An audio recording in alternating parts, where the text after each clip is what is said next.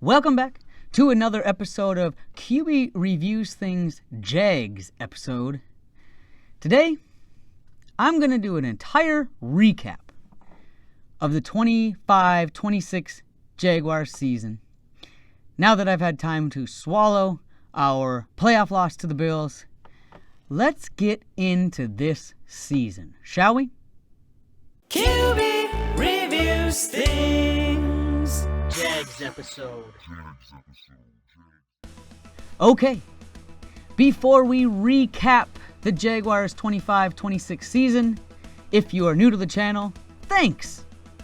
Be sure to like and subscribe for Jags content weekly. And if you're like, what's up with this guy? My name is QB, I'm in a band called The Outlet.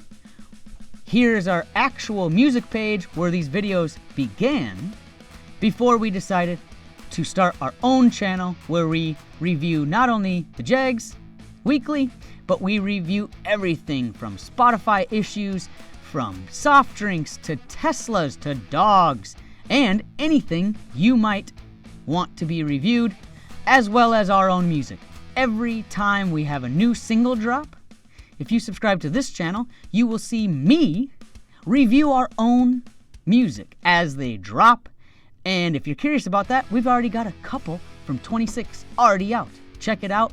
And if you just want more music, all the old stuff, please go to our channel, The Outlet, and check out all the music you want. We have a pretty big catalog. Okay. We can talk about this season from beginning to end. But I want to make one giant bold claim. Week 2 of this season, we potentially lost our chance at a Super Bowl. I know, it's crazy, and I'm a crazy fan. Because within a season, you could have said one tiny play changed anything towards the Super Bowl.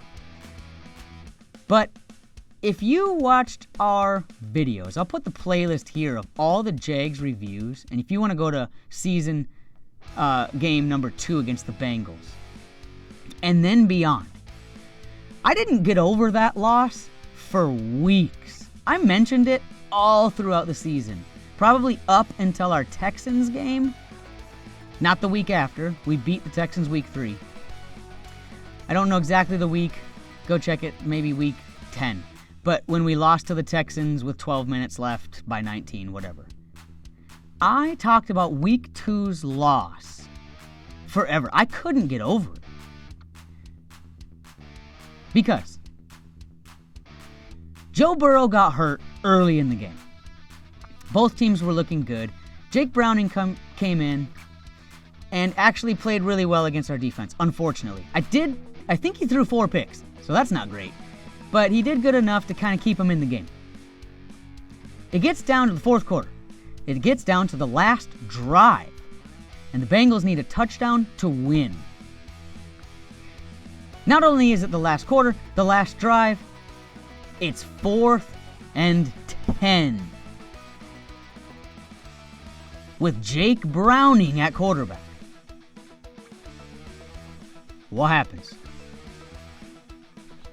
They go all for nothing. They throw a deep go route to the right sideline. Incomplete. Travis Hunter was on coverage.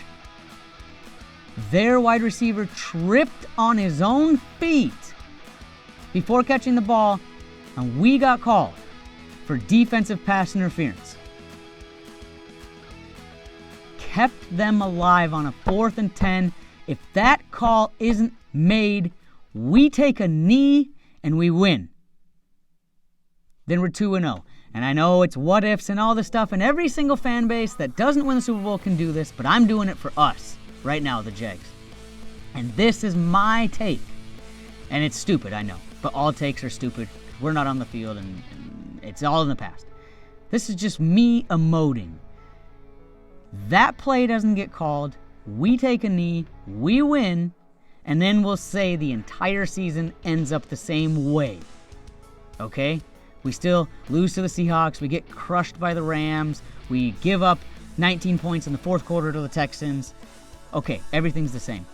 But one thing changes if that penalty call isn't called.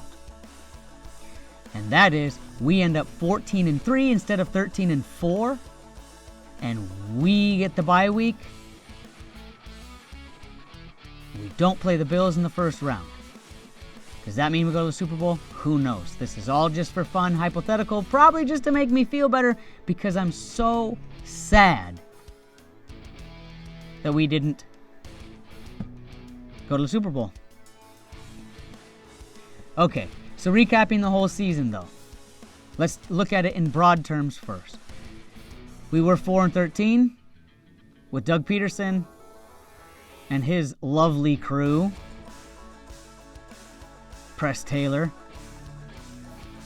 and he who must not be named defensive coordinator, who got us a whopping 9 turnovers for the whole entire season. Yay. 4-13, boom. Liam Cohen comes in, Tony Baselli, James Gladstone. Not in that order. Tony, Liam, James. And we go 13-4. The complete palindrome. 4-13, 13-4. That's amazing. And the reason I didn't want to talk about this in the previous video is because I was hurting. I did not like the loss, obviously, and I don't want to have optimistic thoughts. I want to be sad. I want to get over the loss. I don't want to look to the future quite yet, but now I can. That's pretty amazing, okay, that we flipped it from 4-13 to 13-4. They had 9 turnovers total the previous year. We bring in Campanelli as our D coordinator. Boom. 33 turnovers. It's either 31 or 33. You can fact check it. That's amazing. We, in the season, not counting playoffs, had the most points off of turnovers at 96 than anyone in the league. That's amazing. Offense. I mean, Trevor got hurt the previous year.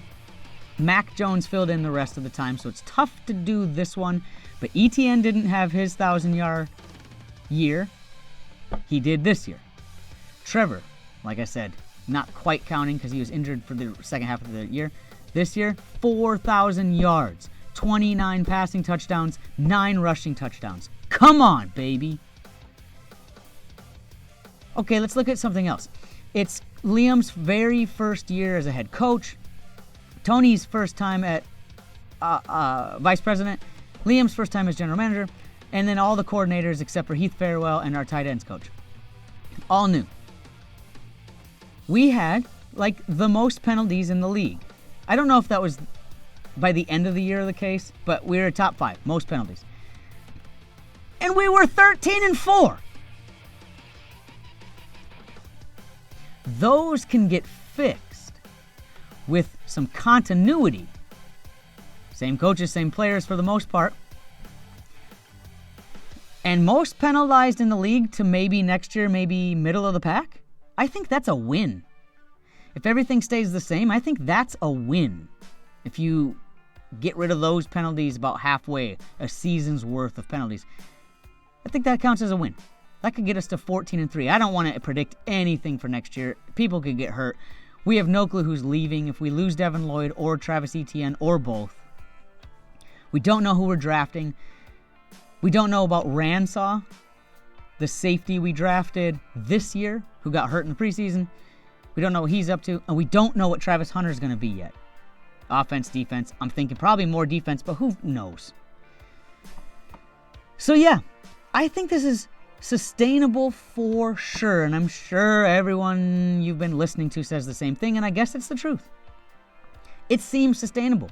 We're getting most of our players back, and knock on wood, we get all of our coaches back. I know Campanelli's looking at interviews, and so is Udinsky, but hey, Let's just say we have everyone back. Great continuity. We have a great kicker. We have a great punter. We have a great long snapper. Defense did that huge turnaround this year. Let's say they get another year with Campanelli. That could be even better. Which is probably what we need the most help on is our secondary of the entire package of our team. Secondary. But we have a ton of draft picks. We don't have a first rounder because of our trade for Travis Hunter, but that's okay. We have a ton because James Gladstone was super smart about it. We still got Parker Washington. We still got BTJ. We still got Brenton Strange. We, of course, have Jacoby Myers because he re-signed for 3 years. If we lose ETN, we have Tootin, and I'm okay with that. I do want ETN back. And I know there's this whole thing between ETN and Devin Lloyd. If we can keep them both, that's what we want. If we have to lose one, I want to keep ETN. He's just the best. And if we lose them both, hey, we have draft capital and we have Tootin behind ETN. We'll have Aluakon still. We'll have Antonio Johnson. We'll have Jarian Jones. We'll still have Josh Allen and Trayvon Walker. Maybe we get some help in the interior of the D-line. We're good. Offensive line was pretty darn good this year. And we're keeping most of those guys, if not all. It looks good. Not to mention, in this 13-4 season, you watched this offense go from not very good to very good after the bye week. We won't have to do that next year. Our offense can start the year better, and that alone might also be a win. Am I saying 15-2? No. But it could be enough for another win. All right, so that's my thoughts on the future. Now let's recap the season even more. Okay, we went 13-4 with the growing pains up to the bye week. Let's talk about the 4 losses, okay? You barely lose to the Bengals week 2. And we should have won. I mean, we should have won. There's a couple things. Liam Cohen could have taken a field goal instead of going for it and fourth in the fourth quarter. And then that horrible defensive pass interference call could have not been called. Also, in the fourth quarter, Devin Lloyd actually had a pick 6. He was tackled underneath and he laid on top of the defender and his knees or elbows or anything that didn't touch, but they called him down. He scores there, we win. There's so many things. We win that game. So that's one loss, where it's almost a win during growing pains. We don't lose again until after our big Monday Night Football win against the Chiefs. We lose the next week against the Seahawks by 8. There was a play, just one, in that Seahawks game where Trevor throws a bad ball, to be honest. And it's either to Tim Patrick or Parker, someone. And they drop it, hits him in the hands, but it bounces backwards, and BTJ catches the ricochet and runs it for a touchdown. We go for 2 and make it. We're tied with Seattle, and who knows the outcome of that game. We only end up losing by 8. But that play, they called an offensive offsides on Travis Hunter. He still was learning the system. We were heavily penalized. You think next year, those things, lining up offsides or illegal shifts, those will be gone. And even if it happens this year, we might have won that game. We don't know. So there's the second loss. Third loss. I'm actually going to give him the loss. It was the Rams. It was in London. It wasn't good. We lost 35-7. It just wasn't good. We didn't do anything well. Parker Washington scored a punt return touchdown that day, and it was called back for holding. I don't know if we win without that flag, but just something to keep in mind. Okay, and then we have the big loss, the final one, not counting the playoffs. We are up by 19 points. This is 2 weeks after the bye week. We're up by 19 points against the amazing Houston defense, who we just happened to not apparently think was amazing because we kept scoring points on them in both of our meetings. 19 points with 12 minutes left in the game to a backup quarterback, Davis Mills. And in 12 minutes, they scored 26 points, not just 19. So I don't know what to think about that loss, okay? That's just something that happened. But the Seahawks and Bengals, we can look back and think those are fixable things. I guess the Houston game is fixable because Liam should coach better, Campanelli should coach better, whatever. Wait a second. Let's go back to the Texans game. Ooh. Okay. They scored. The Jags blew the lead. Texans score a touchdown to take the lead.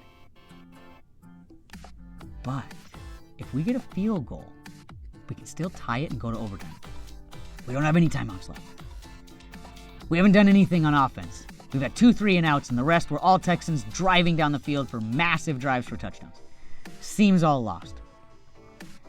However, Trevor has a huge scramble, gets out of bounds. We're still not quite in field goal range. The next play, Trevor rolls out to the right. He gets it.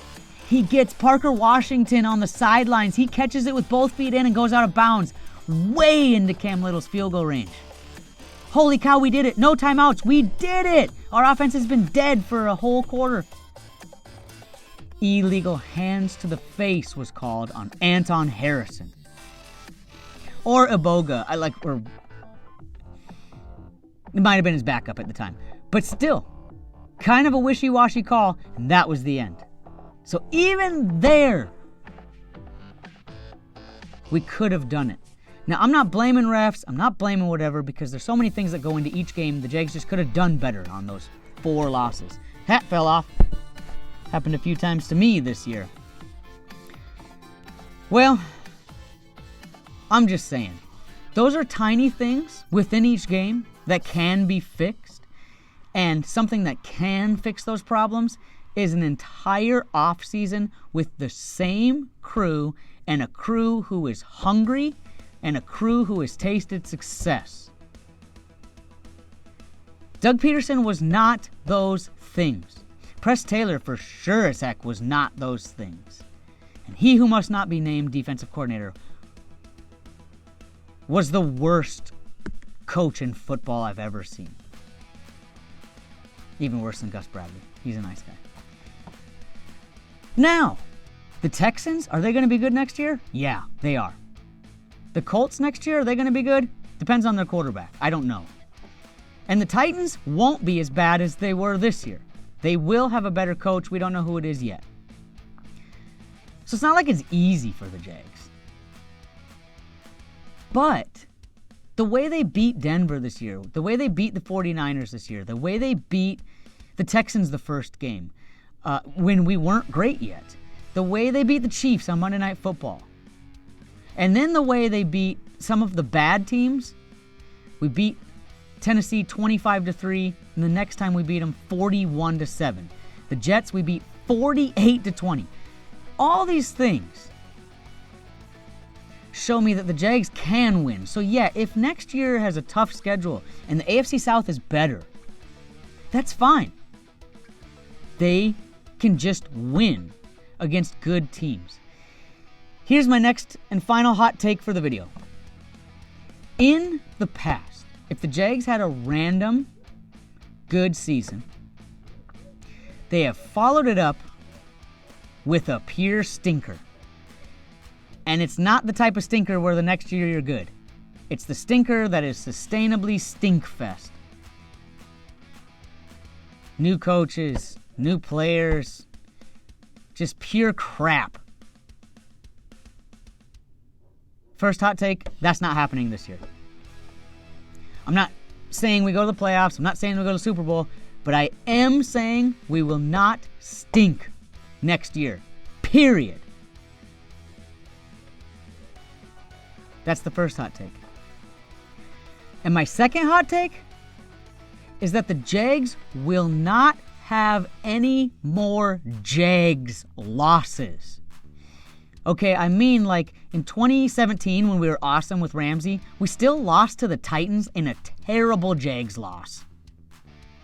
And you just know what I mean. What are some other just Jags losses? It's like you go and you lose to a team you shouldn't. And you might win some incredible game. Whoa, what happened here? And then you just have a Jags loss. Or we'll say 2 years ago, the Monday Night Football game against the Bills, where we just get creamed. That's my second hot take. There will be no more Jags losses. And I guess you put the first hot take and the second hot take together for a third hot take. This is just a general thing. The Jags are just not the Jags that we remember from basically 2003 until 2024. Now, I know 2007 was good, 2017 was good, 22 was good, but you know what I'm saying. We didn't have faith in any moment. Even when they were good, 2017, 2022, we hoped to keep getting lucky and just luck our way in.